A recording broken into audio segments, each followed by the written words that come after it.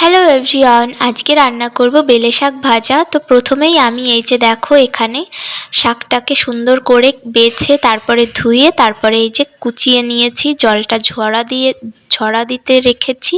তো এই যে জল ঝরছে ওইদিকে, আর এদিকে আমি কড়াইটা গরম করার পর একটু তেল আর একটু কালো জিরে আর সঙ্গে 4-5টা কাঁচা লঙ্কা দেব। তো কাঁচা লঙ্কা তোমরা চাইলে চিড়ে দিতে পারো, আর আমি এখানে গোটাই ব্যবহার করছি। তো তোমরা যেরকম দিতে পারো সেরকমই দেবে। আর এখানে দেখো একটুখানি রসুন। তো এই যে বেলে শাক ভাজার জন্য এগুলোই তেলের ওপরে দিয়ে তারপরে সুন্দর করে নেড়ে চেড়ে ভাজা ভাজা মতো হয়ে আসবে। একটু লাল লাল দেখতে হবে। লাল লাল করে ভাজার পর একটুখানি লবণ আর হলুদ দিয়ে দেবে। চাইলে একটু আগেও দিতে পারো, আমি একটু পরেই দিলাম। তো এই যে এরপরে দিয়ে দেব শাকগুলোকে। তো জলটা ঝরিয়ে নিয়েছি, তারপরেও দেখবে এর থেকে অনেকটা জল বেরিয়ে আসবে। আর এই যে দেখো কতগুলো শাক ভাজার পরে একদমই একটুখানি হয়ে যাবে। তো এটাকে ভালো করে নেড়ে চেড়ে তারপর এখানে নাড়াচাড়া করার পরে তারপরে ঢেকে দিতে হবে কিছুটা সময়ের জন্য, ভালো মতো সেদ্ধ হয়ে যাবে ঢেকে দেওয়ার পর।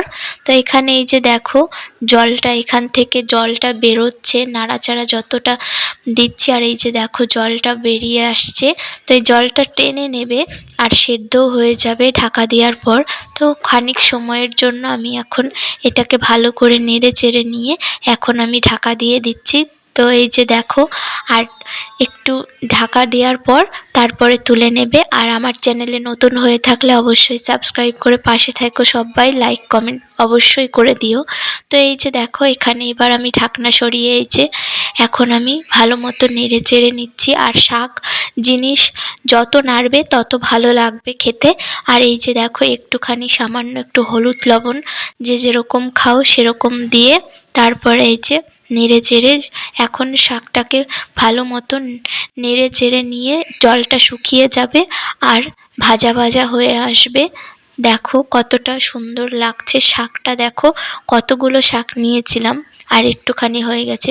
শাক জিনিসটাই এরকম, তো যতটা নাড়বে ততটা ভালো লাগবে খেতে। আর এখানে এই যে ভাজা ভাজা হয়েই এসেছে। তো আমার ভিডিওটা তোমাদের কেমন লাগলো অবশ্যই জানাবে কমেন্ট করে। আর এই যে রেডি হয়ে গেছে বেলে শাক ভাজা। তো ধন্যবাদ সবাইকে ভিডিওটা দেখার জন্য। নতুন একটা ভিডিও নিয়ে